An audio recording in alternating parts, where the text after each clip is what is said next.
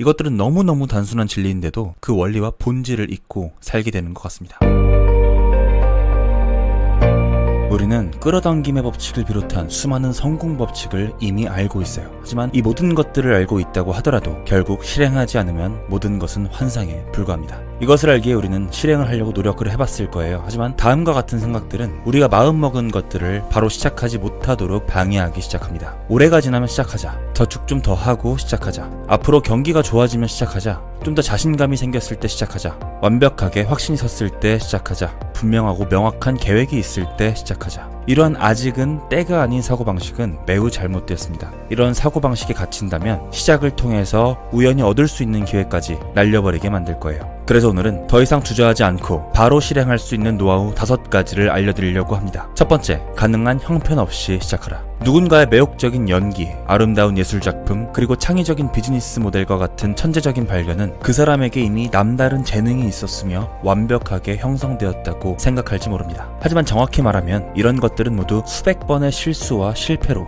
만들어졌을 뿐이에요. 미국의 노련한 코미디언인 제리 사인필드와 크리스 락과 같은 사람들도 처음에는 급조한 유머를 소규모 공연장에서 선보이고 수십 번 시도한 후에야 지금의 위치에 올랐습니다. 그들은 말합니다. 공연 아이디어를 여러 번 수정하고 개선하고 나서야 아주 소수의 아이디어만이 살아남습니다. 그리고 이 아이디어만이 전국에 있는 관객에게 선보일 수 있는 세련된 쇼가 되는 거예요. 거의 대부분은 처음에는 관객에게 무시당하곤 했던 것들입니다. 스타벅스도 같은 사례에 속해요. 창립 과정에서 많은 실수가 있었고 결국 그것을 성공으로 이끌어낸 사례 중에 하나입니다. 설립 당시에 하워드 슐츠는 스타벅스의 모델로 이탈리안 커피숍을 벤치마킹하기로 결정했어요. 미국 소비자들에게 아주 근사하고 새로운 경험을 선보이겠다는 생각이었습니다. 하지만 지금의 스타벅스를 생각해보면 이 컨셉과는 비슷한 구석이 하나도 없습니다. 최초의 스타벅스 매장에는 바리스타들이 나비 넥타이를 메고 있었으며 끊임없이 오페라 음악이 흘러나왔어요. 메뉴는 전부 이탈리아어로 되어 있었고 손님들이 짜증까지 냈습니다. 앉을 의자도 없었고 무지방 우유도 없었어요. 지금까지 수천 가지의 실험과 개선을 통해서 비로소 지금의 모습을 만들어낸 겁니다. 니모를 찾아서 그리고 월 2의 감독을 맡았던 앤드류 스탠트는 이렇게 말합니다. 가능한 한 빨리 실패해봐야 합니다. 처음부터 망치는 것을 피할 수는 없어요. 이 실패를 두려워해서는 안 됩니다. 한 번에 성공하는 방법은 없어요. 전 앞으로도 금방 틀릴 것이고 정말 빠르게 틀릴 겁니다. 작가 앤 라모트는 글쓰기 수업에서 글을 쓸 때 부딪히는 도전적인 상황에 대해서 이렇게 말해요. 하나의 작품을 완성하는 데 중요한 것은 정말 엉망진창인 초안을 써보는 거예요. 그리고 이것을 스스로에게 허락할 수 있어야 합니다. 이렇게 초안을 써보면 두 번째 안은 더 좋아질 것이고 세 번째는 더 훌륭한 작품이 나올 확률이 높아질 겁니다. 다 써봐야만 자기가 무엇을 썼는지 깨달을 수 있어요. 어떤 주제에 대해서 쓰고 싶은지 어떤 이야기를 펼쳐나갈지는 몰라도 일단 자리에 앉아서 단어들을 짜내는 게 중요합니다. 그래야만 스토리 전개 방향을 비로소 잡을 수 있어요. 직접 해보지 않는다면 일의 본질이 무엇인지, 일을 하면서 어떤 기분이 들지, 그 결과가 어떻게 될지는 아무도 모를 겁니다. 최대한 형편없이 시작해보시길 바래요. 두 번째, 과감하고 빠르게 실패하라. 어느 도자기 공예 선생님의 실험이 있었습니다. 선생님은 반 학생들을 두 그룹으로 나누고 채점 기준을 설명했어요. 채점 기준은 간단합니다. 도자기 50개를 만든 학생은 A, 도자기 40개를 만든 학생은 B를 받게 될 거예요. 그리고 또 다른 그룹의 학생들에겐 이렇게 설명했어요. 한 학기 동안 만든 작품 중 최고로 잘 만든 작품 딱 한 점만을 가지고 점수를 받게 될 겁니다. 즉 한 그룹은 양으로만, 또 다른 그룹은 작품의 질로만 평가를 한다는 것이었어요. 드디어 한 학기가 끝났고 실험을 주도했던 선생님은 매우 흥미로운 사실을 발견했습니다. 미적인 부분, 기술적인 부분, 그리고 섬세한 면에서 최고의 작품을 제출한 학생들은 모두 양 중심의 그룹에 속했다는 것이었습니다. 양 중심 그룹에 속한 학생들은 더 많은 작품을 제출하기 위해서 도자기를 수도 없이 빚었고 이 과정에서 어느새 흙을 다루는 일 자체에 점점 능숙해져 갔던 거예요. 그리고 한 점 한 점 빚어갈 때마다 발생하는 크고 작은 실수를 통해서 많은 것을 배운 것이었습니다. 반면에 작품의 질 중심 그룹의 학생들은 이와 매우 대조적이었습니다. 완벽하고 정교한 도자기 한 점을 만들기 위해서 세밀한 계획을 세웠고 결국 대부분의 학생들이 학기가 끝날 때까지 몇 점도 완성하지 못했던 것이었죠. 이것은 턱없는 연습량으로 이어졌고 결국 실력도 전혀 나아지지 않았습니다. 성공하는 사람들의 절대 원칙, 그들은 실수나 실패를 피할 방법을 찾는데 많은 시간을 쓰지 않습니다. 오히려 능력과 지식의 한계를 드러낼 기회를 열심히 찾아다녀요. 이 행동을 통해서 그들은 무엇이든 재빨리 배우게 되고 미숙한 준비야말로 성장을 위한 최적의 조건임을 깨닫게 깨닫습니다. 반대로 실패하는 사람들의 공통점은 준비가 덜 된 것을 시작하지 않아야 할 신호로 여긴다는 거예요. 그리고 새로운 계획을 만들 생각을 합니다. 이렇게 점점 더 많은 시간을 준비와 계획에 쏟아붓게 되고 실패를 할 기회를 얻지 못합니다. 한번 생각해 보시길 바래요. 여러분들이 가장 많이 성장하고 큰 성취를 한 때에는 언제였는지를 말이죠. 아마도 높은 확률로 실수와 실패를 가장 많이 겪고 큰 장애물을 극복했을 때였을 겁니다. 세 번째, 가벼운 계획이 가장 똑똑한 계획이다. 구글은 세계에서 가장 성공적이고 가장 창의적인 기업 중에 하나예요. 구글에서는 새로운 수입원이 될 만한 소프트웨어를 개발하면 가능한 한 빨리 그 소프트웨어의 시험 버전을 시장에 내놓습니다. 그리고 소프트웨어에 더 필요한 사양이 무엇인지 알 때까지 시장에 내놓습니다. 그들은 이렇게 시장에 내놓고 마냥 기다리는 게 아니에요. 제품의 시험 단계 혹은 베타 버전 단계일 때부터 일부러 대중에게 선보이는 겁니다. 그들은 그것이 제품에 대한 진짜 피드백을 얻는 가장 좋고 빠른 방법이라는 것을 알기 때문이에요. 만약에 제품이 형편없다고 판단된다면 최소한의 투자만 진행된 상태에서 철회합니다. 그리고 제품의 변화가 필요하다고 판단되면 가능한 빨리 적용해보죠. 본격적으로 제품에 공을 들이기 전에 말입니다. 기업가 스티브 블랭크와 에릭 리스는 변화가 빠른 지금의 사회에서 구글과 같은 기업이 큰 성공을 거두는 이유를 연구했어요. 이들은 전통적인 창업은 낡은 방식이라고 말했습니다. 전통적인 창업 방식은 다음과 같은 방식을 말해요. 제품을 고안하고 5년 개발 계획을 세우고 자금을 유치하고 개발 계획을 실현하는 일련의 과정을 말하죠. 이런 방법은 기업의 성공이나 현실과는 동떨어진 경우가 많아요. 지금과 같은 역동적인 시장에서는 최소의 계획, 최소 자원의 투자로 단기간 내에 탄생된 제품을 선보이는 게 유리합니다. 그들은 비즈니스의 목표가 분명해요. 최소한의 가시적인 제품을 만드는 것, 그리고 그것을 잠정 고객들에게 최대한 빨리 선보이는 것. 그 과정에서 다양한 피드백을 얻고 이것을 조율하는 것입니다. 처음부터 대박을 노리는 게 목표가 아니에요. 페이스북은 이런 가벼운 접근을 시도한 대표적인 기업이에요. 페이스북은 처음에 간단한 메시지를 전달하는 서비스에 불과했습니다. 하지만 시장이 내놓은 이런저런 반응을 빠르게 접목시켰고 부가적인 기능을 더했고 급격히 성장했습니다. 이런 비즈니스 방식을 린 스타트업이라고 해요. 아이디어를 토대로 빠르게 상품을 만들고 상품을 테스트해보고 테스트 결과를 피드백하고 이 피드백 결과를 다시 상품에 적용해서 더 나은 아이디어로 확장하는 과정이 필요합니다. 여기서 핵심은 아이디어를 빠르게 시장에 내놓는 것, 즉 최소한의 계획만 세우고 실행에 옮기는 거죠. 여러분이 지금 세워놓은 계획, 그것만으로도 실행하기에는 이미 충분한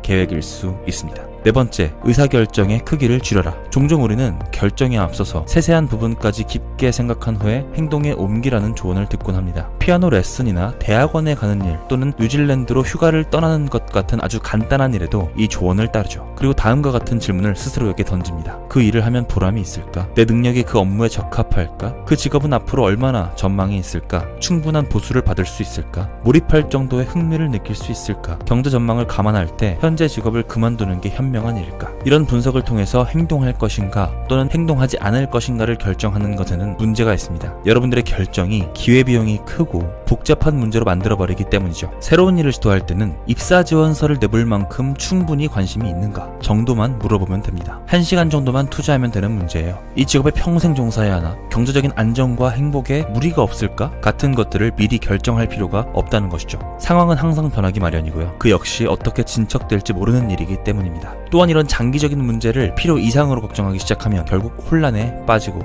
지치게 됩니다. 그렇다면 이것을 해결할 수 있는 방법은 무엇일까요? 그것은 바로 결정을 감당해볼 만한 작은 크기로 줄여보는 겁니다. 큰 질문을 작은 질문으로 줄인 몇 가지 예시를 알려드릴게요. 정말 진로를 바꿔야 할까? 라는 큰 질문이 있다면 진로를 바꿔본 사람에게 물어보기나 해볼까?로 줄여보는 겁니다. 내가 정말로 피아노를 배워보고 싶은 마음이 있는 걸까? 라는 큰 질문이 있다면 얼마나 재밌는지 체험하기 위해서 피아노 레슨을 1회만 받아볼까? 라고 줄여보는 겁니다. 창업을 진짜 시작해볼까? 라는 큰 질문이 있다면 창업 컨퍼런스에 가보고 분위기라도 느껴볼까? 로 줄여보는 겁니다. 너무 크게 걱정하실 필요 없습니다. 기회비용만 크게 느껴질 뿐이에요. 의사결정의 크기를 줄이고 바로 실행에 옮겨보시길 바랍니다. 마지막으로 5번째, 빨리 배우기 위해서 빨리 실패하라. 성공하는 사람들은 어떤 것이든 배우고 이것을 터득하는 최선의 방법이 가능한 빨리 실패하는 것이라는 사실을 이미 알고 있어요. 여러분이 어떤 목표를 이루기 전을 생각해보세요. 수많은 실패와 사고, 잘못된 출발점과 물거품이 된 노력들로 가득 차 있다는 것을 알 수 있습니다. 성공하는 사람들은 빠르게 실패하는 것을 두려워하지 않아요. 실수를 피하기 위해서 공부하고 준비하고 질질 끄는 대신에 이들은 즉시 실행에 옮깁니다. 그들의 노력이 완벽에 한참 미치지 못할 수도 있습니다. 경쟁력이 없을 수도 있어요. 하지만 그들은 빠르게 실패하는 것을 주저하지 않습니다. 모든 것은 어설픈 노력으로 시작됩니다. 실패를 당연시하는 것도 문제지만 실패를 피해야 할 것으로 인식하는 것도 아주 큰 문제입니다. 그럴 필요가 전혀 없어요. 다만 가능한 무언가를 빨리 망쳐볼 전략을 세워보세요. 그래야만 그 결과로부터 배울 수 있을 겁니다. 만약 여러분들이 훌륭한 뮤지션이 되고 싶다면 먼저 엉망인 음악을 수없이 연주해 봐야 해요. 언제나 탁월한 결정을 내리는 비즈니스맨이 되고 싶다면 먼저 진부한 결정을 내리는 일정 시간을 보내봐야 합니다. 소설 한 권을 쓰고 싶다면 먼저 하찮은 이야기들을 써봐야 하고요. 중국어를 유창하게 하고 싶다면 먼저 형편없는 중국어를 많이 해봐야 합니다. 재능 있고 용감한 암벽 등반가가 되려면 먼저 소심하고 서툰 암벽 등반가가 되어야 합니다. 수학을 아주 잘해서 어려운 분석 문제를 척척 풀어내고 싶다면 먼저 간단한 수학 문제와 씨름해야 합니다. 훌륭한 테니스 선수가 되고 싶다면 우선 수많은 경기에서 패배하는 경험을 쌓아야만 합니다. 뭔가를 배울 수 있는 실수가 있다면 가능하면 최대한 일찍 저질러 보시길 바래요. 그것이 삶의 이득을 가져다 줄 겁니다. 오늘은 존 크럼플츠의 빠르게 실패하기라는 책을 참고해서 콘텐츠를 제작해봤습니다. 첫 번째, 가능한 형편없이 시작하라. 두 번째, 과감하고 빠르게 실패하라. 세 번째, 가벼운 계획이 가장 똑똑한 계획이다. 네 번째, 의사결정의 크기를 줄여라. 다섯 번째, 빨리 배우기 위해 빨리 실패하라. 즉, 이 책에서는 새로운 무언가를 시작할 때 깊게 고민하기보다는 최소한의 아이디어와 계획을 가지고 빠르게 실행에 옮겨보는 것, 그리고 이것을 통해서 피드백을 받고 기존 아이디어를 디벨롭하는 것이 가장 빠르게 성장하는 길이라고 합니다. 저는 개인적으로 도자기 이야기가 인상 깊었고 공감이 많이 되었어요. 질적 평가가 아닌 양적 평가가 학생들의 실력 향상에 더 효과적이었다는 내용이었죠. 생각해보면 훌륭한 작가가 되기 위해서는 형편없는 글을 많이 써봐야 됩니다. 운전을 잘하기 위해서는 초보 운전일지라도 운전을 많이 해봐야 됩니다. 카피라이팅이 부족하다면 카피라이팅 책을 많이 보고 많이 적용해봐야 할 거예요. 이것들은 너무너무 단순한 진리인데도 처음부터 잘하고자 하는 욕심에 그 원리와 본질을 잊고 살게 되는 것 같습니다. 실행력이 부족하거나 무언가를 결정하기 전에 너무너무 많은 생각에 잠기는 분들에게 이 책 빠르게 실패하기를 추천드립니다.